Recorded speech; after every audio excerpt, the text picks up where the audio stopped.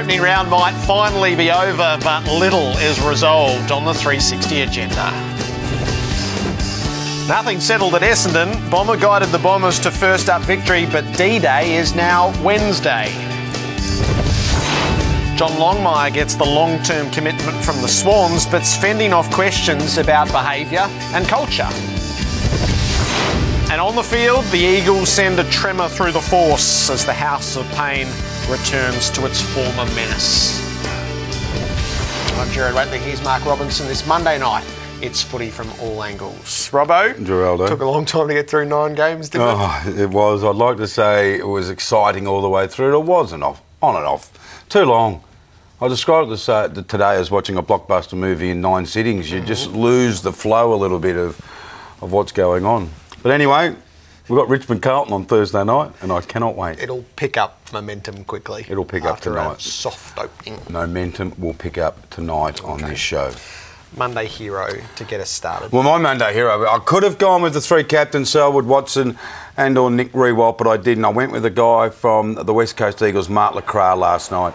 Now, we've all known this guy as a star, and he lost a year with his knee. He just oozes it. He had 27 last night, Jared. He kicked 5-1. He plays as...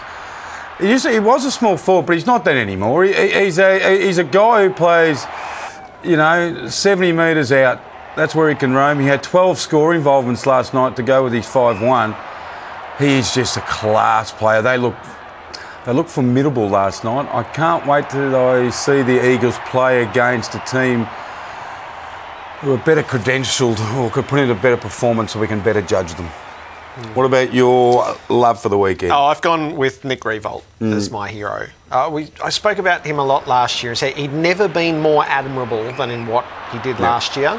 Well, he was even more admirable on Saturday night. He spoke about himself as a fossil in the aftermath. Given the surrounds, he was the difference, he was the man, he was the leader, he was the example. But the joy he got from the win, and he spoke with us on radio and he said it was one of the best wins he'd ever been involved in. And he meant it. Did you see him at the siren? Why he meant it. Yes. It was just great to see because, I'm not cutting off your love because everyone loved Nick Riewoldt on the weekend. I wrote about him on Saturday morning saying, it's a different time, it's not a grand final, but this bloke is as important to St Kilda right now as he's ever been with the transition. Yep. Listed about 10 players that probably not many people have heard on, and they stood up against him. We'll talk to Roos about Melbourne when he gets here, but great choice. He was so wholehearted about it. That makes him a Monday hero. OK, top of the agenda is the future of James Hird and the question as to whether he'll return as coach of the Bombers in 2015. It's a question that's deliberately been left in limbo across the weekend by the chairman, Paul Little, and Essendon has now scheduled a board meeting for Wednesday where this is the sole topic of discussion. This is how it was announced by Essendon late today. So tell me, Robbo, how precariously placed is Hird's job? The fact that Paul Little hasn't come out yet, he won't until Wednesday, and declare the position on James Hird, would make me think that it's precarious. Precarious sounds really bad. I would say it is not as bad as precarious. Safe, precarious, ominous. Precarious. Is it middle? Yeah, I'll say that's middle ground. Okay, well, I'll take precarious. I'd be staggered. I would be surprised if they do sack him. I really would be. But Paul Little, he's allowed to drag it out. Sport Doc tips heads will roll. This was the flow from Thursday night. Which was created a little bit by Paul Little and Eddie Maguire. I mean, Tanya went on Thursday night on 7:30 on ABC, and Eddie rang, obviously, I presume Eddie rang Paul Little Friday morning, did the interview, then Ed says, well, words to the effect, I wouldn't be surprised if James doesn't coach again. And that just went shoo. Now everyone latched onto it. So from Tanya talking that James has to be sacked. I thought it was a bit of a hysterical reaction. I heard you on radio this morning, Jared, and we do agree on the one thing in life, that if you believe that you have been wronged, you have every right to fight. The problem with this one is that they're doing it on Essendon's time and Essendon's money, and right now they're doing it on Essendon's patience as well. So if Essendon needs a circuit breaker, the only circuit breaker that exists here, given events, is the sacking of Hurd. So in a way, on Wednesday, they have to make all these decisions all over again. So they made the decisions in August. All of their planning is based around Hurd coming back, because if it wasn't, a completely different set of decisions would have been made. But they have to do it all over again, and they can only do it once more. I know there's the school of thought that people who think he won't end up coming back as coach. It has to be determined now, because the club can't. It's already put itself on hold. It can't put itself on hold again. This is the only moment they get now to review whether they've made the right decision or the wrong decision. Hurd will be part of the cross on Wednesday. Is he coming back, or will he do it from? No, overseas? I understand he'll be doing it from overseas. The only way I can see this resolving is if James Hurd gives a commitment that he will endeavour to end all criticism of the AFL about the investigation and his position. Because if he doesn't give them that guarantee, I think Essendon will say, James, we're going to have to go on without you. Okay, the flow of this, and there were nothing short of ominous tones coming out of Essendon from all day Friday. Not precarious, no, that ominous. was when it was ominous. Right. And then favourite son Matthew Lloyd sort of added a note of calm. My understanding is, Seb, that they have spoken, James Hurd and Paul Little, today, and that James Hurd will be the coach of Essendon in 2015. I know a lot of people, obviously, around the Essendon Footy Club, and I received information yesterday about 6:30 that James and Paul Little had spoken. Yesterday, I must have been over the phone, obviously, with Hurdy being in Singapore, and that they smoothed a lot of things out, and that James Hurd believes that he will be the coach of Essendon moving forward. From the outside, it's hard to believe that he could continue as coach. Are you certain that he'll go on? Yes, I wouldn't have gone with it unless I was certain. You know what I'm hoping, and I think this is what will happen, and this is what I want to happen. James Hurd, we won't hear from him again for the year, and that he will be the coach, and I'm more than happy with that. Are you coloured by your friendship here, though, as the two last we are great figures friends. of Essendon? We are great friends, yeah. It's hard to imagine how he could go back to that footy club. Oh, well, it's going to happen, so it will happen. Paul Little had the chance to say that, but he was very careful not to.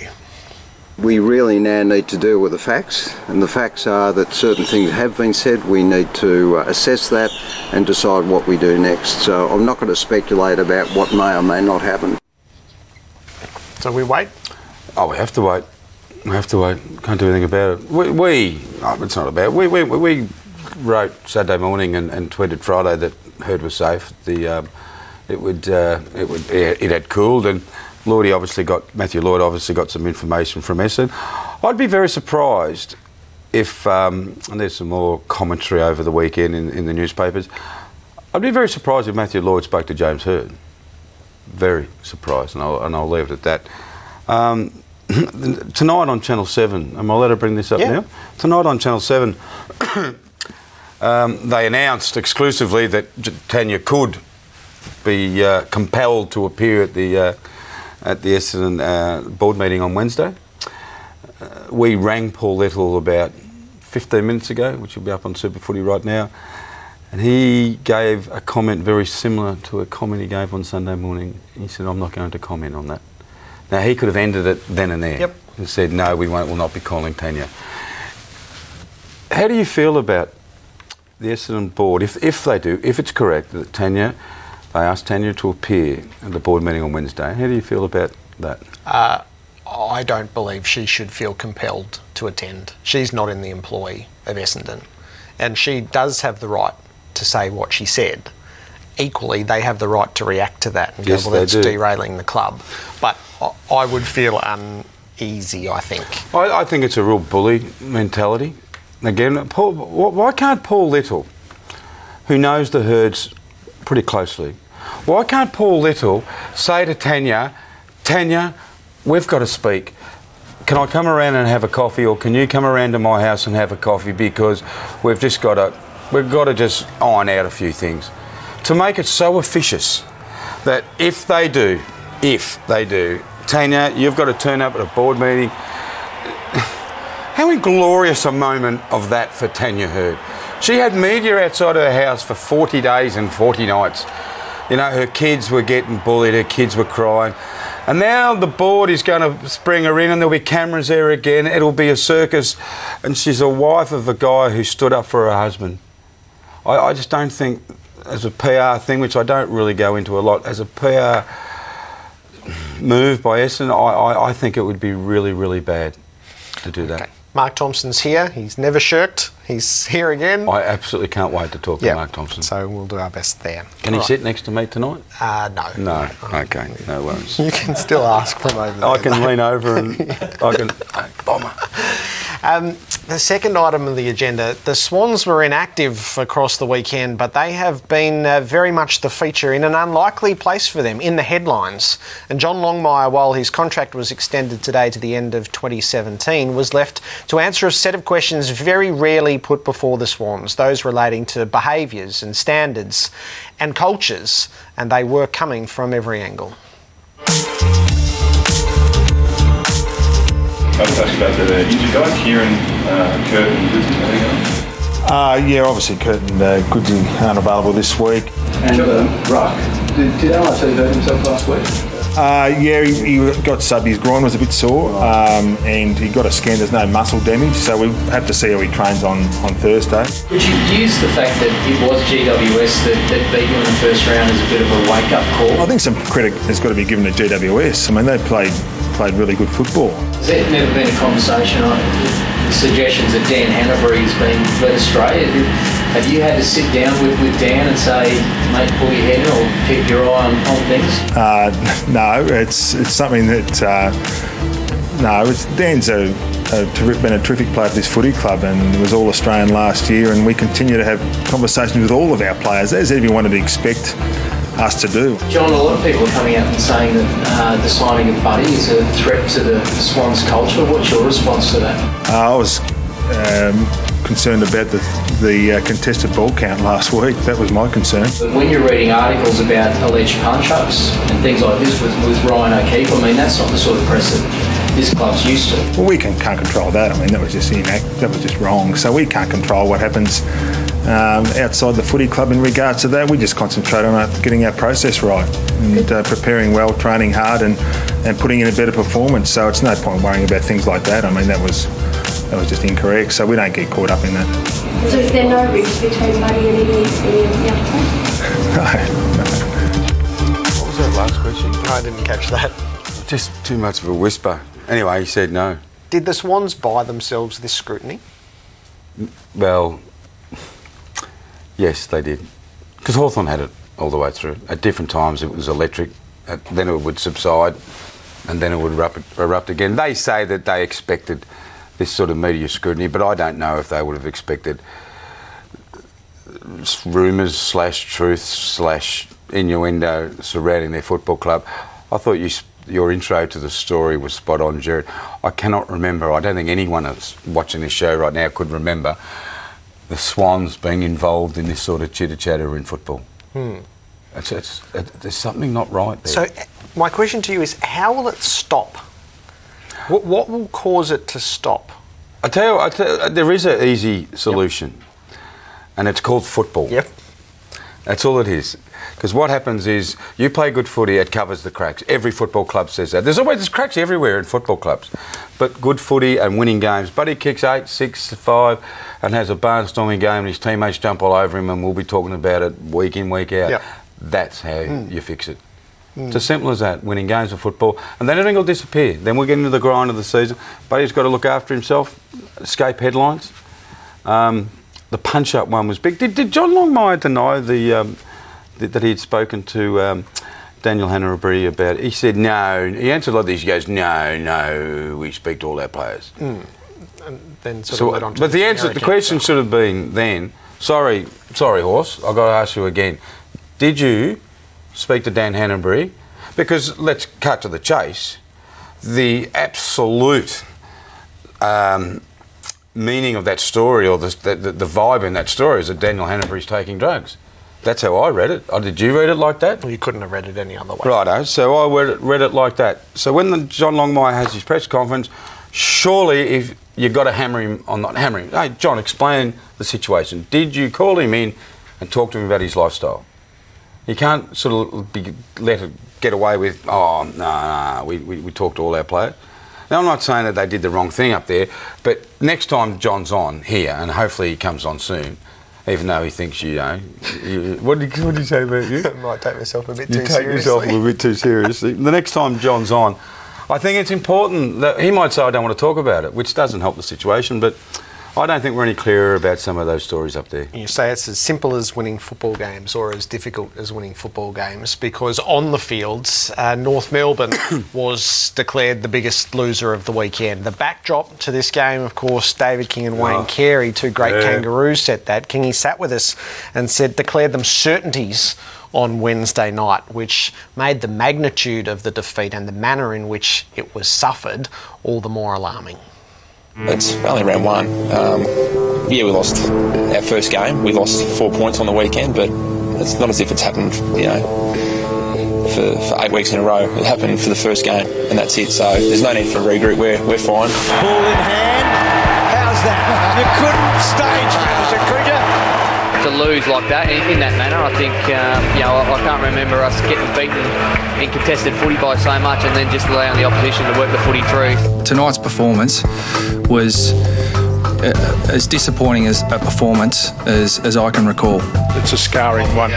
It matters when you play like that, with an expectation from your supporters and everybody thinks they know something about the game, and you smash that expectation. There is no excuse. They were just beaten up tonight. They were too tough for them, Essendon. I can't think of an individual who would have enhanced their reputation in the North Melbourne side today. I mean, that's a sad thing to say. That was a really disappointing loss for the Kangaroos, and that's a shocking way to start 2014. There was a bit of an overreaction, I reckon, last week to losses by Collingwood and Carlton. I think that it's going to be pretty savage on North Melbourne. Bottom line for us now, if you can't win the ball and you can't defend well enough to get it back, I don't care what you can do with the ball in your hands. You won't play for us. It's as simple as that. Some of those key stats that we went through post the game, we were probably lucky to lose by 39 points. I think it's as close to as bad a loss as we've had in his time, and he said that, and I think he's spot on. The only sort of solace, if you like, that we can take out of it is that should have been 139 points. The most disappointing month for us is the contested footy. We've been a really good side over the last sort of 2-3 years. We've got some great players in there, but the fact it's a footy yard, if you can't get your hands on the footy, you're going to be no chance of winning the game. There's got to be a statement made. You've got to draw a line in the sand at any football club. That's only my opinion. I would drop Zeeble after one game. But there's no need for regroup or crisis meetings yet, because it's only round one. It's only round one. What does it all mean? They hadn't won round one under Brad Scott. They were seemingly determined to do that, prepared to do that.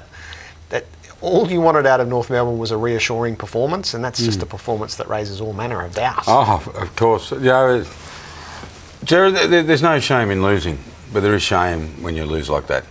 The players have an expectation of each other, the fans have an expectation of their football club and their performance. That there's got to be unconditionals. And unconditionals is just work ethic. That's the one we talk about. You think I go on about it. You can have work ethic and lose, and people can still be really proud of what your football club did. But when you go out there and allow 159 uncontested marks, Dyson Heppel, 16 uncontested marks in the midfield. Carl Hooker, 16 uncontested marks at centre-half back. There's no energy. There was no synergy between the players and the coach. There was no synergy between the players and players. It is only round one, Drew, and he's right. But if it happens again, it's a habit. And you just can't get yourself so far behind in the way you want to play. And if you're going to have to rely on flicking the switch on and off, that's not a good side. That makes you a flaky team. The good teams, Jared, are pretty consistent with their effort, and they're pretty consistent on what their expectations of each other. If North Melbourne think they're just going to click the fingers and say, oh, we're going to play today, sorry about next week, we couldn't sort of do it. They're not top 4 material, they're not top 8 material. They're just middle of the road, flaky. They've got to get rid of it. It was so perplexing that I don't know where the judgment's line it. I was perplexed by it. I didn't understand it. I didn't understand the way that they played. I didn't understand the attitude that they brought to it.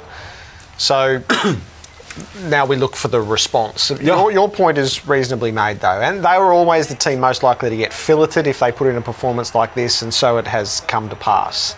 It's up to them now. It doesn't really matter what gets said from the outsiders. We look in on Sunday night and go, well, you're real or not? That's the simple question, and I'll hold my judgments until after that. Yeah, well, that's a segue into our next game, because they play the Western Bulldogs next Sunday night. It's a long wait for the Kangaroos from Friday night to the last game on Sunday. And the Dogs, too, will be pretty keen on redemption. Yeah. They were pretty poor against a pretty powerful West Coast. The upside to this was the re-emergence of a powerful team that we have known West Coast to be, and under their debutant coach, Adam Simpson, they looked every bit of it again. 2014 for both the Western Bulldogs and the West Coast Eagles is about to begin at Patterson Stadium in brilliant sunshine, and the first leap for the Eagles, superbly guided from Nick Nananui. What about that for going to plan? Superstars everywhere, and he's one of ours, so we understand how important he is to the club and what he can deliver. Their forward line was just humming in the end. Lacra's finished with 5 goals, 1. He's had 27 possessions. And Jack Darling's finished with 4 goals. And they were just too dominant in the air, too dominant around the ground. It's always good to have a balance of goal kickers. That's something I've learned from the Hawks, is you can't rely on one player. And if you have an even spread, it become very hard to defend. If they stay healthy, they'll play finals footy, and if they stay healthy, they could even be top 4. They're a challenger for the top 4, I reckon. That's a good question to ask them. How do we handle expectations? I finished 13th last year, so we didn't have a great year. We want to improve. We've still got a lot of things to work on. We're not quite where we want to be, and internally we know where we're at. This new Eagles outfit looks hungry. They were working up and back. Their work ethic was good. A lot to like about their midfield. Their twin towers up forward. Their defence will only get stronger when Schofield and Waters come back in. It's a fair bit to like about the Eagles. In the end, it was the intent and the hunt that was the big plus for us. In a way, the principal issue with West Coast is the record at home. They lost 9 of 12 at Subiaco. That's, if they reinforce that how it used to be as their fortress, 2 against Freo, you take those out, then the numbers start to rack up, and that was the perfect way to start. Yeah, we will find out more about the Eagles when they play a more competitive team, excuse me, and when they go on the road. For Victorian teams to be judged top 4, you've got to win on the road, and I think the interstate teams to be judged as really good teams, they've got to come over Victoria and win games. Ross Lyon did that with Fremantle.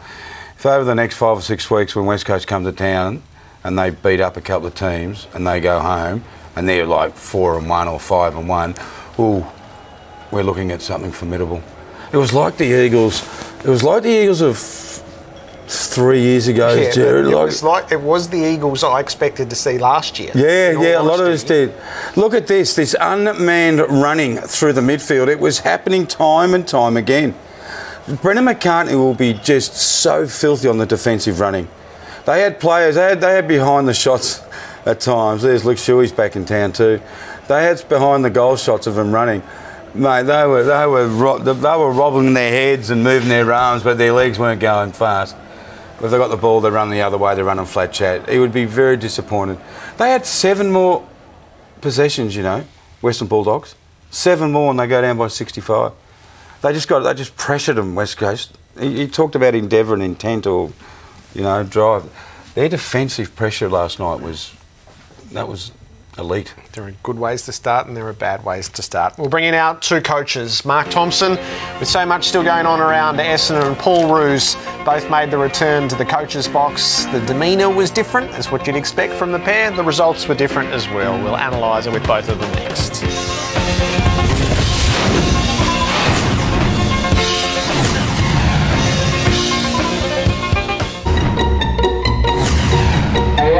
I'm going to crack jokes all year, mate. I've missed all these things, 150 questions. Yeah, I got angry at a few things. I was hungry. I didn't have a snooze, I wanted to have a snooze. But I just had a lot of messages. All my friends in the world text me to congratulate me. I've never done it before. That's again, you know, the risk you can take if you're not, you know, you can just do it. I can do it. It doesn't matter. I'm going to do it. I did it. I reckon he's going to play a fair bit of footy. Can't stop him from running. And then got to take it off him. Poor bugger. Probably just got to settle down, mature. And I've got it for 22 weeks. I should have a bit more fun than try and win as many games as we can and enjoy the year. It was good to have you back. Well, only if you'd said all of you, that would have been the whole repertoire. That's the only thing I missed, I think. Welcome again. That must have been a relief to win that game because I can't remember carrying on like that. Yeah, what did you think when you're looking at yourself then? No, that was okay. You're mad, aren't you? You're eccentric, you're mad. What? Just the way you talk about footy. I reckon it's great that you want to have fun in this year. I try and keep it normal, and it is fun. It's supposed to be, it's a game, and I've got it for 22 weeks, and I just want to have fun. I want to enjoy it and give the players the best experience that we can give. Paul Roos, welcome. Boys, how are you? Is it a slightly different experience when it doesn't end in victory? Yeah, it is. I think we're probably at different stages in sort of coaching certain sides. You know, obviously Bombers' expectations in terms of win-loss and where they're heading is a lot different to us. So, and you've got to remind yourself of that. I mean, I think after the game I talked about trying to be a teacher. You know, I think that's what we're trying to do as a coaching group. And look, we did enough things right, but at the end of the day, you don't kick straight.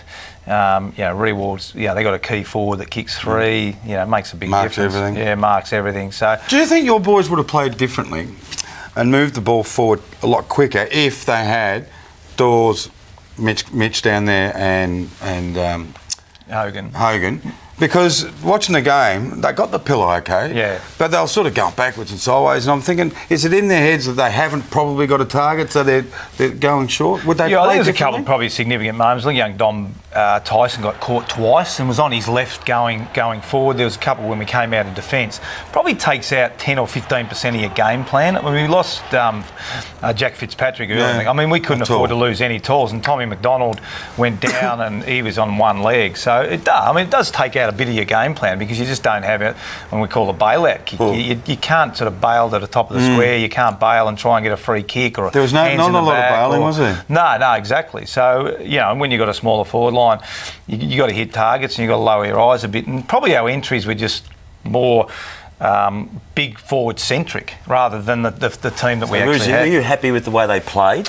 Yeah, look, I was. I think the game style we've tried to present, has been consistent through the NAB Cup. We got a thrashing from Hawthorn, so at least we're getting a lot more of the ball. And they were consistent because I reckon the Bombers, when we first started, they were okay for a while. They played the way we wanted to play for a while, and then at a certain point in the game when they lost their confidence and the pressure came, they just reverted back and played rubbish, and it was just like a whole lengthy process to try and consistently do what we wanted them to do. Yeah, it does take a while. I said today in the press conference, it'd be great not to have the scoreboard because I think a team that only wins 2 games is very reactive to the scoreboard. I think we were going really, really well, turnover a couple, but we're in the game, then all of a sudden they kick 2 or 3 and you could just sense the air goes out of the tyres because they react to the scoreboard, and that's what we just talked a bit about today. It'd be pretty easy then, mate, wouldn't it? Huh? Yeah, no, exactly. I think you spoke about... No winners, no losers. I think you spoke about Jack Watts today.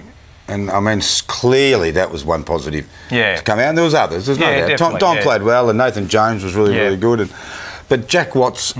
He took on the game. He was confident in himself to say, "Hey, I can actually do things on this field. I don't think a lot of people can do." I thought it was. Did you say it was his best game? Referring to the guys that have been there a fair while, and we talked about that today. I think it was his best game for the footy club. So that's a real positive. Now, where did you play him? Seriously, tell us, where did you start him? What do you allow him to do? Yeah, look, he played midfield wing, high half forward, which is a midfield type as well. But I think what we saw was just some speed. We hadn't seen that speed. We saw it at the draft camp. Look at that kick. His kicking and decision making was elite. What's that? Is he a defender?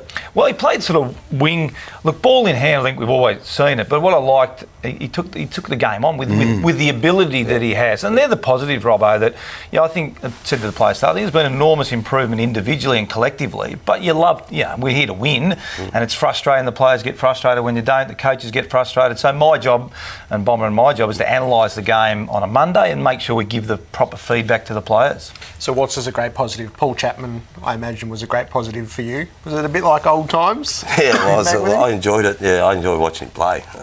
You've got to enjoy watching good players play. And got a couple of early ones, and they were just like vintage Chapman goals, just one step, woof. When you got him, what did you want out of him? And have you seen enough to think, this is... Just wanted that, He's a brilliant little player, the way he reads the ball off packs. How do you get him though? Do you think they were worried about his body? Is that because I mean, extraordinary as an opposition coach and think a player of that ilk. Yeah, how does he fall in your lap? I mean, he's such a tremendous player. Was that the development of the development of Geelong? They wanted to play. Important, They wanted to bring their kids in. It's like Matt Thomas at Port Adelaide. Timing. He was out because they needed to bring in, say, an Ollie Wines. So Matt Thomas gets squeezed out, and Richmond says, "Thank you, we'll take him." And exactly what I think you did with Chapman, because Essendon was struggling for mid and small forwards, weren't they? They were. Yeah. Well, we had Froggy, Owen Davey and Leroy Jetta and a few, Winderlick, but it hasn't had great consistency of games. But when he came up, I thought, should we have a chat to him? I thought, let's do it. I didn't believe. I thought that his body was okay, and that year he just got 3 or 4 little sort of reoccurring hamstring injuries from the one injury. So when you're watching the game and you're watching the game plan come out, short kicking, mark, were you sitting there thinking, God, I wasn't expecting this from the Kangaroos? Without being critical of the opposition, were you expecting Wasn't expecting it of us either, to be able to do it. Weren't you really? No. You spoke about it after the game. You implemented this game plan, you wrapped it, they took it off. But were you surprised that there wasn't more pressure coming on your young fellas? You played 3 debutants. Yeah. You got a reasonably young team. It's hard to know, Robbo, whether I was... Okay. Yeah, I don't sort of think about those sorts of things. I was really pleased with our boys. So whether it was us or them, I'm not sure. It's probably a bit of both, yeah. And they are disappointed, aren't they? Oh, they're shattered. It's one game. Can we pop the stats up from the game? And Paul, we might ask you to sort of interpret these. I'm not sure how much you saw, but I mean, they were a remarkable set of numbers. Well, I mean, full credit to Bomber. I mean, I watched the whole game, and I'm not privy to their meetings, but it looked like they had a plan. It looked like they had a real plan to keep the ball off. I mean, Kangas are a really good rebound, punish on turnover, got some speed, but it looked to me that from minute 1 to minute 120, the Bombers said, "No, this is what we're going to do," and they did it really, really well. Well, you're doing it. You did it. Is this the new form of defence? Part of, the rule of defence. Well, it's easier to defend when you got the ball because you can do all the attacking. Do you think that high possession, keeping the ball, Hawks do it? Hawks won the grand final, and they're probably the best team at the go fast, go slow. Yeah. But what it does, it gives your team a breather as well. Yeah. It actually slows. Just as important, isn't it? Yeah, it's just as important because with the low interchange, 120 with the sub and things like that, if the ball goes up and down the field and you're chasing the whole time, you can get heavily scored against if things aren't going your way. It's okay if things are going your way, but I think everyone takes stuff out of the premiers, and they did that really, really well last year. And if you just do it, you might win that game, but if you consistently want to play that way, you're going to run out of gas. You're going to get found out as well, won't you? Yeah. Well, you might win a few games, but I'm saying the overall load of players, they just wear out. They can't play at that frenetic pace. One other issue for you, Paul, and you spoke about everyone not getting too disappointed with a loss, and even been a bit surprised to hear Melbourne supporters who are really down about it all, which was odd. But Nathan Jones, the captain, spoke with us on the ABC in the aftermath, and it was really raw. Couldn't have been a worse start to the year, mate. Really disappointing from our point of view. The key fundamentals and the basics of Roos's game plan we couldn't string together tonight.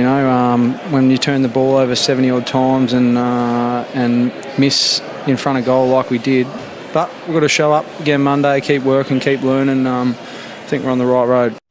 So they've been the downtrodden for a long time, players and supporters alike. So how aware of that are you to hear Nathan say couldn't have been a worse start? Well, I think I'm really aware of the player psyche, probably something that the supporters don't get to see. And I think that's my job, is not as much as I'm concerned about the footy club and the supporters. I think if we can get the player side of it right, then that can follow. But you can't react to club and supporters. And look, I was disappointed. 24 hours, you're extremely disappointed. But the reality is you're trying to build a platform. We're trying to reprogram a group of players. And the message today is, look, I actually believe in the guys. Did you cook them after the game? No, not after the game. But I believe in them. But I sense there's just a little bit of a lack of self-belief. So we can only tell them so often, and then it comes back to them really believing in themselves and then starting to action what you're asking them to do. That's why it's really important, that win, that first win you have. Yeah, absolutely. Where you can say, now guys, it works. If it works, if we work together and do this, then you can say to your boys. Yeah. Like, if you'll do this, like, Ambrose. Oh, you should be coach, Mark. I learned it all off you when you were sitting over here, Bob. I need to ask you something. Yeah. We're all serious now, are we? You're right. Yeah. Bit of silence. Bit of silence.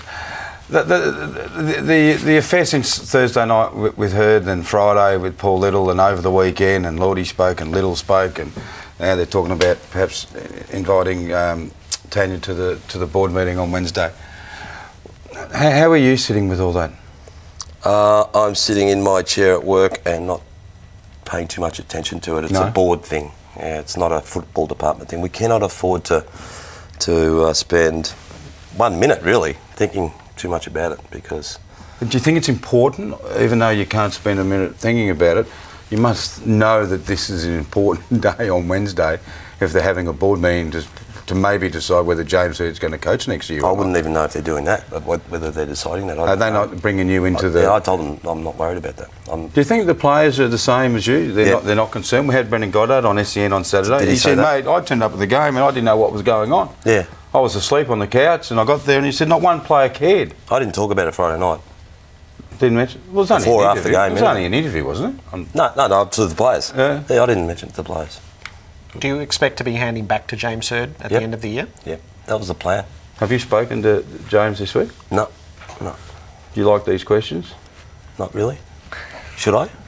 No, I don't know. It's got messy again. It's got a bit messy again, Bomber. But that's all right. It's not. To be honest, it's nowhere near last year's mess. No, last week wasn't a hard week, as far as distractions from the game. No, not for the players, not for. Well, it didn't look like stuff. it. It didn't look like it from the players' point of view. Are you expecting? We're hardened, mate. We've had some tough weeks. We've had some really tough. When you were sitting over here, it was really hard. That was in all the tough weeks. Yeah, that's why I came over here. Tough chair. That's the tough chair. I picked the wrong seat. To get stability, Bomber, do you need a resolution Wednesday, and that's it, not to be revisited? No, I'm not sure. It would be nice, I suppose, for all parties, but again, like if they can't sort it out, they'll do it some other time. So.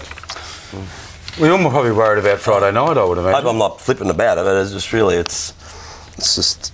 Well, there's nothing. What can you do about it? I can't do anything. Yeah. You've got to just coach, don't you? Yeah, that's right. I know when I'm finishing at the end of the year, and right now, as I speak, we heard he's going to come back in, and until something else happens, we'll deal with it then. Right. Have you started looking closely at Hawthorn yet, or when does that start, or have you started? No, we had a real good look at them today. Because they've really got it over Essendon. Franklin's not playing, he kicks 1,000,000 goals against Essendon, but I don't know if you saw him play on the weekend or seen the replay. Yep. They played okay and still kicked 21 against. We played them the week before, so... They're skillful. They do most things right, don't they? Yeah. They're a good club. They're a good club. They're a successful club. They win games. You wouldn't know who the president was, their CEO. The players win with humility. They play fair football. So, they're a good club. What about the history of it all? Because it's ingrained between Essendon and Hawthorn. Even when you started, when you were 18, 19. Yeah, I suppose it is, yeah. It is. They've had a lot of fights on the ground, haven't we? Yep. Dermot Brereton has been in all of them. When he's not even playing, he's actually calling it from being a director. But look, I think there's a healthy respect for we have for Hawthorn. I'm not sure whether they have for us, but we're looking forward to playing against a good football team. If we can play well, it's a terrific sign. Can I just bring both of you in there? You don't know if Hawthorn's got respect for Essendon. No, you don't. But the point is, that's what all clubs crave for. Yeah. A little bit. We want respect. And you're craving for it. You know, you're craving victories, but you want respect from your fans as well. You don't want your fans leaving Etihad Stadium on the weekend and go, No. God, because it's not about you, it's about the players and absolutely. Fans. And the club's been around, all the clubs have been around a lot longer than Bomber and I have. So I think that's one of the main responsibilities of the job is try to set up a footy club that everyone's proud to be associated with. Whether they win, lose or draw, you go to the footy, you want to go to the footy, you want to see a good contest, and that's what you're trying to create of your footy club. Deep down, I reckon you think that Saturday's performance, even though you lost, wasn't a bad performance. Because I didn't think it was a bad performance. You got your hands on the pill. Definitely, yeah. Look, I suppose that's part of today, Robbo, is, look, and fantastic. St Kilda did a great job. They had depleted midfield, we had depleted forward line. At the end of the day, we achieved, for getting the result, some of the things we wanted to achieve. A game style, players, deeper midfield, etc., etc. And I'm sure Richo absolutely achieved what they wanted to achieve. And that's just the stages we're at as a footy club. You know, Jack Watts had a terrific game, Bernie Vince, Nathan Jones, Dom Tyson. So the guys that we've added in, you know, Boydie did a great job, Crossy did a great job on Armitage. So look, yes, and they're the sort of things we've got to keep pushing with the players. There's no question about that. The thing about that club and the clubs that are on the bottom that are trying to get their way up is consistency. You know, consistency that Roosie doesn't blow up, you know, and go crazy, because that would spoil a lot of things. They've got to realise that the coach is going to be the same no matter what happens. He's going to sell the same message, push the same game plan, and then eventually that trust comes. We'll hang in there. It doesn't matter if we make a mistake. We're not going to get yelled at. It's not going to go berserk. I'm not going to get the sack. I'm not going to get dropped. And that must be really... It's a hard project. Difficult to get that balance. Yeah, it's hard. It's not an easy thing to do. And now you've got an 18-team competition. It's not like when we started it was 12. So to go from 12 to 1 was hard enough. Now you've got 18 teams in the competition. So when you're 17th, like Melbourne is, it is a long road. You know, everyone talked about the Bulldogs, and rightly so. But then the Bulldogs go and play one of the top teams on the weekend and get beaten by 10 goals. You know, it's nothing against the Bulldogs. It's just the gap that exists between the top teams and down the bottom naturally occurs when you've got 18 teams. Sounds like you need a contract extension. I think there's a year there if he wants it. It's a good chat. We'll keep it going next Monday. Thanks a lot. Bomber Thompson and Paul Roos with us on AFL 360. Tonight's guest on the couch, well, he's Robbo's favourite. He's the footballer's footballer. He's Luke Hodge.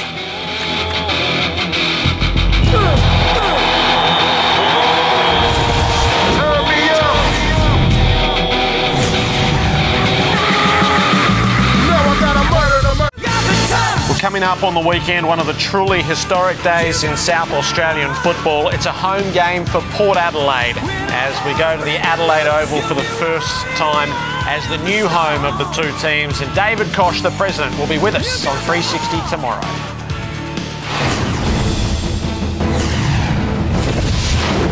It's one of the great nights in a great club's history, I reckon. And now Bartel to the left. He just 250. Mr. 250.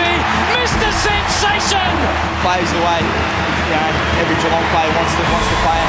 He epitomises the Geelong Footy Club, really. No, it's a great gesture from the West Coast Eagles. They're excited when they win, but whether you win, lose or draw, I think that's what makes our game so great. Dying second. It's hard. Hodge got smashed. That is hard. Dangerfield now just runs hard at the ball from the boundary line. Dangerfield, you are a star. Through Alice to the square. They come from each side. Shuey! Oh, what about that? Jones now to Quill. Winds up from 55. Long ball from Quill. Deep forward.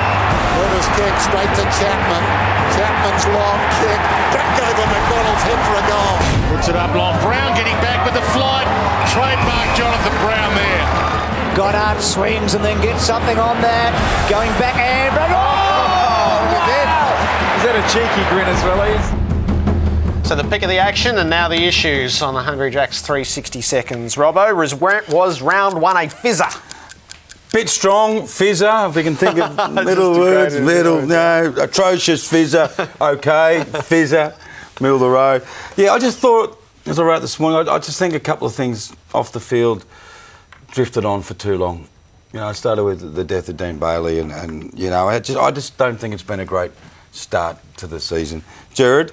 Is Thursday night football the future? I'm going to say yes here. There's going to be a new time slot in football. It's just I'm looking for an email that I just want to read out. It's not unprofessional. I think Thursday nights is, if the AFL is looking for a new time slot, that's the one. I'm opposed to Monday night. Sunday night is just too late.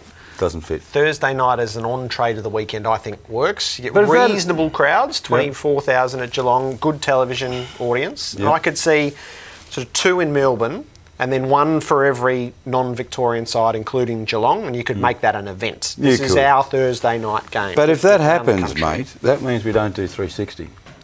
Right. You know that, don't you? I hadn't thought about that. So you'd rather a game on Thursday night so you don't have to do 360 on Thursday night with Baz and Cam? Pretty poor. Just put it that way. Do the Lions get a pass mark? Yeah, of course they do. Of course they do. As I got some tweets over the weekend, tell your mate Jared, we're better than what he think he is. I don't think people understand what the doomsday scenario is anymore. Well, I think the word doomsday. It's the worst possible happening. No, as you were. Thank you. I said to you, I'm pretty. I don't like to say, but I'm pretty confident about the Lions this year being really competitive. They were pretty good for three quarters against the premiership favourites. They've got a really deep midfield. Sam Mays is just going to be a beauty. Oh, God, he's going to be a good player. I like Daniel Rich coming off the half-back flank at times. They're getting a little bit more depth in the midfield to allow them to do that. They desperately needed someone to replace Jonathan Brown. Not replace him. Brown was fantastic. Yeah. They need someone down there. System. They're okay. They're better than okay, the Lions. Yep. I think it's going to be dangerous to play them at the Gabba this year. Yep, I'm inclined to agree with that. Did Tom Rockcliffe cop his right whack? Well, so I wanted to just check the wording here. Engaging in rough conduct. Yes. Yes, I think he did. Yeah, I agree. I think the match review panel's actually been quite interesting in the two things it's done is the throwing into the fence and the dropping a bloke 40 metres off the ball. They're saying this is not okay, so stop that, stop that. And the rest have been under the heading, is this really reportable or is it just a free kick? They've edged towards the free kick and what you would call sort of racing But incidents. we do cut this stuff out. I mean, That's easy to cut out. Tom Rockcliffe... He gets a week and everyone goes, oh, we can't do that anymore, okay? We won't do that anymore. As Ross Lyon would say, execute one to teach 1,000. Who was the captain of the round? You have to differentiate. I'll say Selwood. I think Watson was fantastic. I think Nick Rewalt was fantastic. Even though Joel Selwood picked you, and who would you rather be, which I wasn't happy about. Haven't had a go at me figure. Joel Selwood. Not that I take things to heart. No, that's right. And if Nathan Fine... Come on, Captain. Joel Selwood just spectacular. We had talking to Vossi on radio on Saturday. And Voss is probably one of the hardest, most driven, determined players with the ball on the ground in the air. And even he is in awe of Joel Selwood. He spoke about this innate will that you got. And other people can try and find it. Selwood's got it. And the way he's able to just go for the ball. I know he gets criticised, but he goes for the ball as hard as anyone in the competition, which just inspires. I think he's an unbelievable footballer, Joel Selwood. And we're running out of words to describe him. 6 is to take that, Joelson, next time. Was that a setback for the Bulldogs? Yes, but only minor. Only minor. Only in the failures of the way that they played. I didn't think they were going to head over to the West and win. I don't think they're that team yet. They might be next year, but not they're a team for the West. No.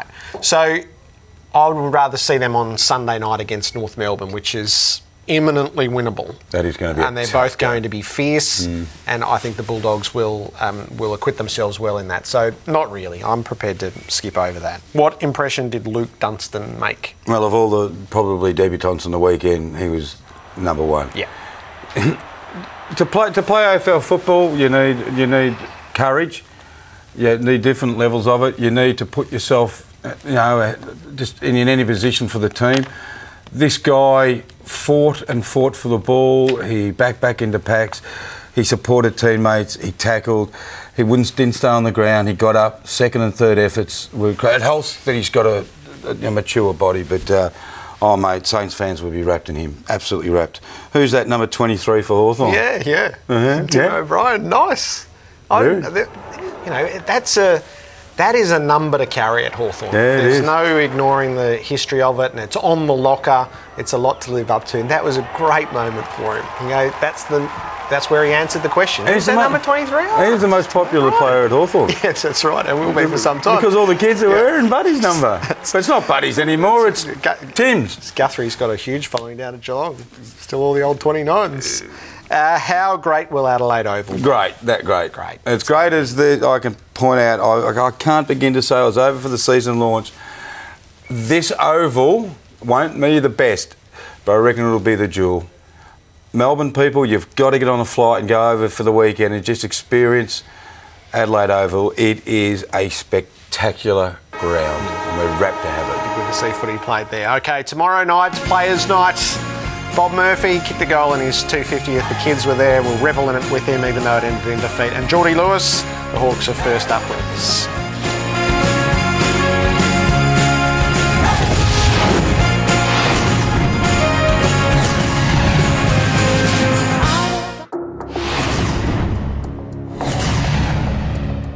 Is there one moment, one event, one day that you would love to have over again? Yeah, I wouldn't have pushed the bloody lift button in that hotel room, Mike.